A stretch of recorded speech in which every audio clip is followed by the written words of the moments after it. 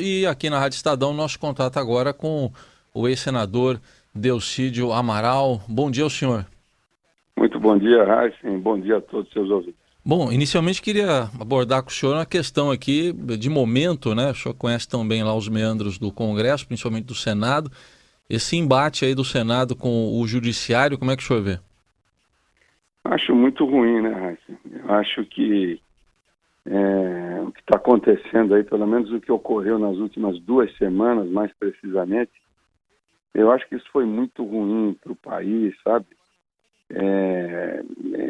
Para os três poderes e especialmente para o Congresso. E essas últimas 48 horas aí também foram dramáticas. Eu acho que o Congresso passa por um desgaste muito grande e isso traz consequências para o país, principalmente nesse momento delicado que a gente vive. Bom, entrando agora na questão envolvendo a Lava Jato mais diretamente, advogados aí do ex-presidente Lula resolveram processar o senhor, né, por dizer que o ex-presidente tinha conhecimento do esquema de corrupção na Petrobras. O que o senhor mantém isso a respeito do ex-presidente Lula? Acho que isso aí já foi amplamente discutido, fez parte da minha colaboração de vários depoimentos. Os advogados do presidente Lula estão tomando as providências que julgam mais convenientes para o seu cliente. Mas a vida continua. Nós temos aí uma longa caminhada pela frente. Acho que a própria investigação já levantou muitas informações, já rastreou muitas coisas. E não tem dúvida, a justiça vai ser feita e a verdade vai aparecer. Estamos ouvindo o ex-senador Delcídio Amaral. Na linha conosco também a nossa colunista de política, Eliane Cantanhede, para participar da entrevista. Eliane, pois não. Bom dia, senador Delcídio, tudo bem? Muito bom dia, Eliane. Sempre acompanhando aí, brilhando em Brasília. Obrigada, senadora, obrigada. Eu estou preocupada com essa crise entre os poderes, aliás, eu e a torcida do Corinthians, do Flamengo, do Palmeiras, porque é uma crise entre poderes muito grave e no momento de grande fragilidade do Congresso Nacional e particularmente do presidente do Senado, Renan Calheiros. E o senhor, que acompanhou também não só o Senado, mas principalmente as CPIs, o senhor foi um homem forte, né, na CPI da Petrobras, o senhor diria que esse desgaste tem sentido e que as manifestações de domingo que foram contra o Congresso e particularmente contra o Renan fazem sentido? Fazem sentido, sim. E eu acho que o Congresso, no meu ponto de vista, atravessou o samba. Eu acho que o Congresso atropelou essa discussão sobre as 10 medidas anticorrupção. Houve efetivamente um movimento, não foi, e você conhece isso tão bem quanto eu, foi um movimento combinado, não foi um movimento espontâneo, e acho que essa instabilidade em função das investigações da Lava Jato, elas estão tirando a tranquilidade de muitas pessoas, de muitos congressistas. Eu só vejo, Eliane, uma explicação para isso, quer dizer, é o temor de novas revelações, das investigações, e isso acabou criando um clima muito ruim. E o pior, quer dizer, nós estamos nessa altura do campeonato, hoje é dia 7 de dezembro, nós estamos discutindo a relação entre os poderes, os projetos que o país precisava debater, não consegue debater. Agora, você que conversa com os políticos, com o executivo, com o judiciário, com os investidores, você acha que num clima como esse, algum empresário, alguém vai querer tocar alguma coisa séria no Brasil, quando a gente está vivendo esse clima de absoluta insegurança? Então é um terror. O momento que o Brasil está vivendo hoje é um desastre, e no momento que nós não podíamos mais respirar esse clima, porque existem muitas coisas a fazer. Agora, senador, Raíssa, se você me permite, Claro, eu queria claro. emendar uma pergunta. Claro.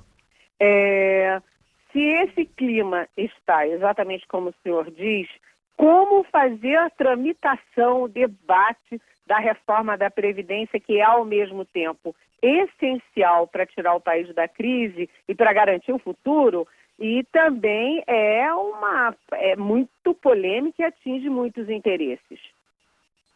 Olha, eu aguardava bastante essa reforma da Previdência. Eu acho que é um tema que o Brasil precisa cuidar. A reforma da Previdência não é um problema só do Brasil. Vários países discutem isso porque as contas não fecham. E o Brasil, a cada ano, o desempenho é pior, por uma série de vícios, distorções que não vale aqui comentar. Mas acho, Eliane, com todo respeito, Fernando Henrique tentou durante 8 anos, e mesmo tendo feito as reformas que fez, importantes para o país, não conseguiu. O Lula, no auge da popularidade, com 82%, não conseguiu fazer uma reforma da Previdência, pelo menos dentro daquilo que se esperava, ou que se projetava.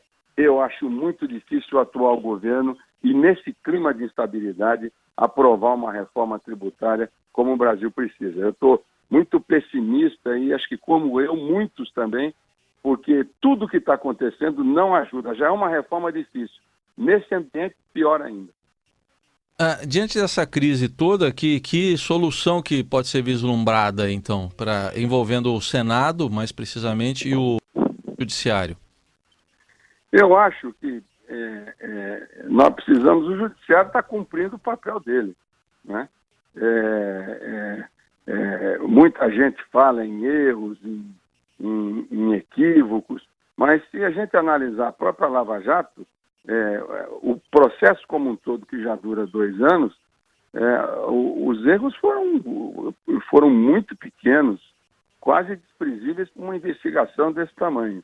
O Executivo tentando aí, a duras penas, se segurar, e tentando apresentar reformas que são importantes para o país. Hoje, acho que o foco principal é o Congresso. Agora, com as lideranças, com o que está posto hoje, o Congresso não tem a mínima condição. Esse ano, acho que se o Congresso aprovar, o Senado aprovar a PEC dos gastos, já é uma grande vitória. E aí nós vamos ter um tempo durante aí o recesso para tentar construir minimamente uma relação amistosa entre os poderes para tentar produzir alguma coisa. Na minha opinião, e conversando com muita gente também que acompanha de perto tudo isso, a gente nota que o Brasil vai andar de lado até 2018. As expectativas são são no mínimo desanimadoras, para a gente não falar uma coisa pior. Eliane? Agora, senador, do outro lado, o senhor que, enfim, lançou sua carreira política a partir da Petrobras, o senhor reconhece que, no caso da Petrobras, por exemplo, o Pedro Parente tem conseguido recuperar a confiança da companhia, fazer um plano de ajustes razoável, e que a Petrobras, independentemente do resto da crise, ela está se saindo bem, ela está saindo da crise com o Pedro Parente? Sem dúvida nenhuma, Helene. Eu conheço bem o ex-ministro Pedro Parente, trabalhei com ele no governo Fernando Henrique. Ele, inclusive, foi o administrador daquele período difícil que nós vivemos, que foi o período de racionamento de energia. Tem muita experiência como gestor, quer dizer, passou pela iniciativa privada, e eu não tenho dúvida, foi uma escolha feliz, foi uma escolha importante para a Petrobras. E se você conversar com os empresários, com as companhias de petróleo, com as companhias de óleo e gás, há uma expectativa muito positiva da gestão do ex-ministro Pedro Parente. Eu não tenho dúvida nenhuma, ele vai fazer um excelente trabalho. E a Petrobras, que é muito maior do que essa crise que ela lamentavelmente enfrentou, mas muito maior mesmo, exatamente pelo seu corpo funcional, pela sua qualidade técnica, né, e pelo seu papel, não só no país, mas nesse mercado todo de óleo e gás, com o Pedro Parente, a Petrobras vai caminhar para o lugar certo. Eu não tenho dúvida nenhuma, e as respostas já estão vindo aí, claramente, no mercado de ações, e nessa expectativa positiva da gestão do Pedro Parente. Estamos ouvindo o ex-senador Delcídio Amaral, falando aqui da Lava Jato. Na fase mais recente, teve como um dos alvos o deputado Marco Maia, e num vídeo ele cita o senhor, né, dizendo que o senhor mentiu ao citá-lo lá na delação e que teria feito isso por mágoa porque ele se negou a proteger Nestor Cerveró. Como é que o senhor responde a isso? Eu acho que ele não tem que ficar muito preocupado comigo, porque eu sou pequenininho nessa história. Na verdade, esse processo ele foi estruturado em cima da colaboração dos empresários que foram achacados nessa CPI da Petrobras.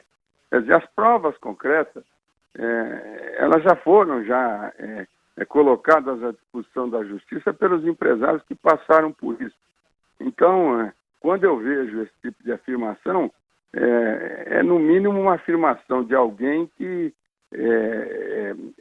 tem claramente, sabe de onde efetivamente nasceu essa investigação que levou a essa busca e apreensão. E é lamentável, essa não é a primeira CPI da Petrobras onde acontece isso. Outras já ocorreram e que negociaram o fim da CPI até sem relatório. Essa CPI da Petrobras do Marco Maia não teve resultado nenhum. É só ler o relatório, é um relatório pífio. Então, eu acho que quem detém as grandes informações sobre isso são os empresários. Agora, como eu disse, sempre que fiz questão de registrar quando fiz a minha colaboração. A minha colaboração é de um político, eu não tenho planilha, não tenho cheque, não tenho nada.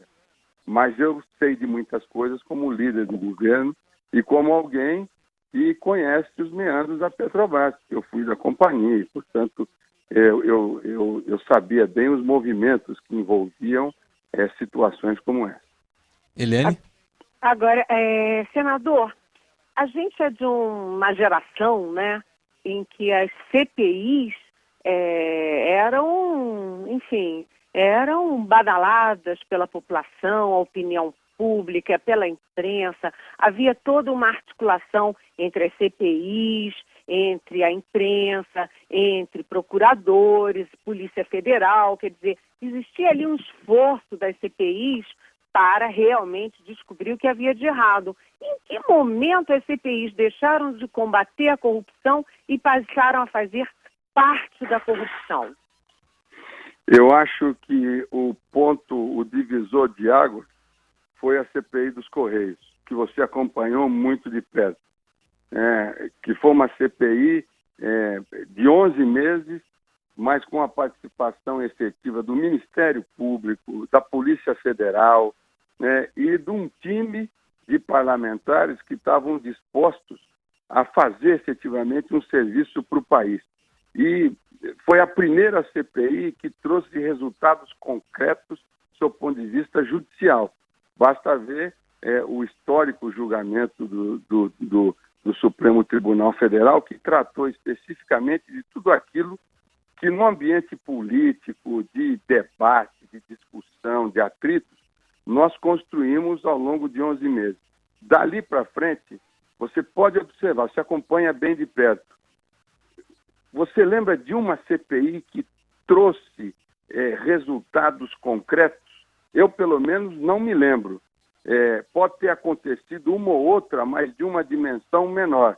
Agora, CPIs com poder explosivo maior sempre acabaram costurando um acordo e ficou dito pelo não dito.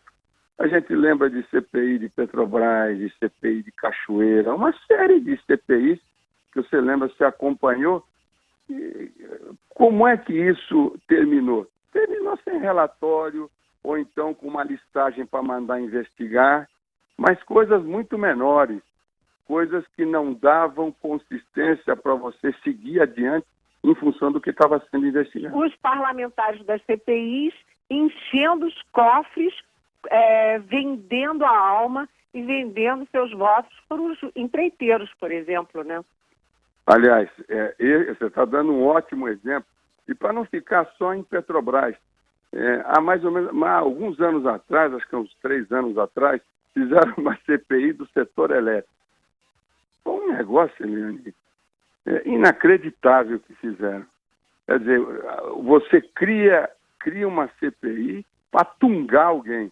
Eu não estou dizendo que todo mundo, não quero generalizar, que você me conhece, eu nunca fui de generalizar as coisas, sempre tratei tudo de uma maneira muito equilibrada. Mas muita gente mal intencionada. Então, ameaçava empresário, olha, se você me ajudar, eu não te convoco. Apresentava requerimento para ir para cima de empresários, dirigentes de estatal. É um negócio inacreditável. E a CPI é o grande instrumento do parlamento como fiscalizador, né? De certa maneira, até como controlador dos atos de governo, de empresas que trabalham para o governo. Então, é um instrumento que perdeu muita consistência. Nós tivemos outras CPIs importantes antes da CPI dos Correios, que deram também resultado. Mas hoje, com todo respeito, às vezes fazem um furor danado. Foi criada uma CPI para tratar de um determinado assunto. Fica todo mundo empolgado. Mas aí os motivos republicanos são menores, né? E motivos outros ou motivos menos republicanos é que passam a prevalecer.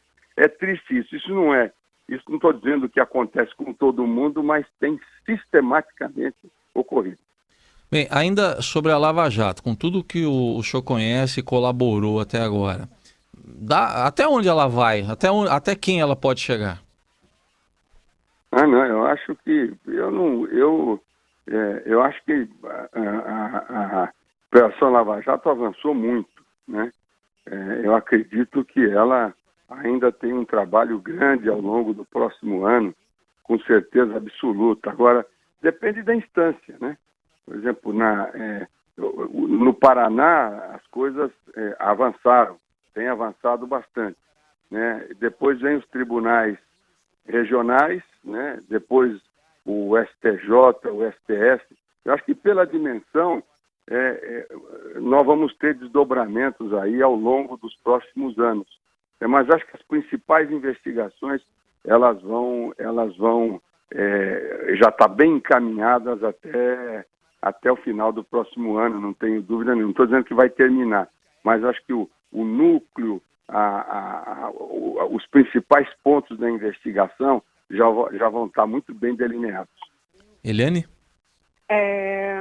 Só para terminar, senador, eu queria saber o seguinte: diante de tudo isso que o senhor falou, desse quadro dramático que o senhor traçou e que a gente assiste todo dia, o que o senhor projeta para 2018?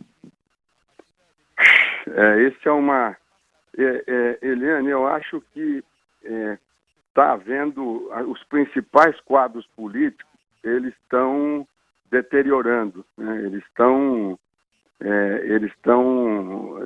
indo aí essa onda está levando muita gente, né? Eu confesso a você, eu acredito que fruto de toda essa crise vai haver talvez uma rearrumação de partidos, partido mudando de nome, gente migrando de um partido para outro. Então, eu acho que politicamente, eu acho que vai se ter um novo desenho, uma nova arquitetura. Mas pessoas, eu estou muito preocupado e acho que o pior, né, é você viver um clima onde apareça um outsider. Outro dia eu estava vendo um filme chamado O Ovo da Serpente. É um filme do Bergman, que ele pega 1923, que é a ascensão do nacionalsocialismo, né? Eu acho que o clima no Brasil, ele é hoje favorável a um outsider. E se isso efetivamente acontecer, a gente precisa ver muito bem quem é esse outsider que vai ocupar o espaço, porque a gente não vive sem política. A política, ela é a vitamina, ela é o catalisador das decisões de um país, né? Eu acho que nós estamos vivendo um momento que há uma criminalização geral da política. E o Brasil precisa da política, precisa dos políticos, mesmo que entre eles existam pessoas que já não têm as condições necessárias para fazer a política como a população espera, né? Mas eu estou muito preocupado porque o clima que está se formando não é, evidentemente, o clima de 23 na Alemanha, mas é um clima de pessoas que, de certa maneira, estão se impondo, negando a política. E a gente não pode negar a política. A política, com todos os seus vícios e as suas qualidades, ela é efetivamente o motor de um país. Bom, diante a disso força tudo, motriz de um país. diante de tudo isso que o senhor está relatando e do que o senhor participou também, o senhor tem arrependimentos? Eu tenho. Acho que o próprio episódio que eu vivi, né, de obstrução de justiça, né, eu acho que foi um equívoco. Inclusive, eu pedi desculpas ao país. Eu acho que esse é um arrependimento que eu tenho, e desnecessário, né? Desnecessário. Acho que aquilo não... Muito pelo contrário, eu acho que eu sempre fui um senador propositivo que desenvolvi projetos importantes para o país, presidi CPIs importantes para o país. Eu vejo agora o pessoal falar de repatriação. Quem começou, Eliane sabe. O projeto original da repatriação é meu. Eu levei pau de todo mundo questionando, dizendo que era dinheiro ilegal, dinheiro de corrupção. Está aí a repatriação, que foi a única coisa, com todo respeito, foi a única coisa efetiva, concreta que aconteceu esse ano. Então, a gente aprende. Eu aprendi muito com tudo que aconteceu comigo, né? E eu me lembro bem de um filme chamado Advogado do Diabo, quando o Al Pacino, no final, ele de diabo, ele conversa com um camarada, aí ele olha para cima assim, a câmera pega ele de cima e ele diz assim: soberba, o meu pecado predileto. Eu tive soberba, eu errei pela soberba, e muita gente está errando pela soberba, né? E errando por outras razões também, não republicanas. Eu acho que eu me arrependo de muitas coisas, mas também tenho certeza que estou ajudando.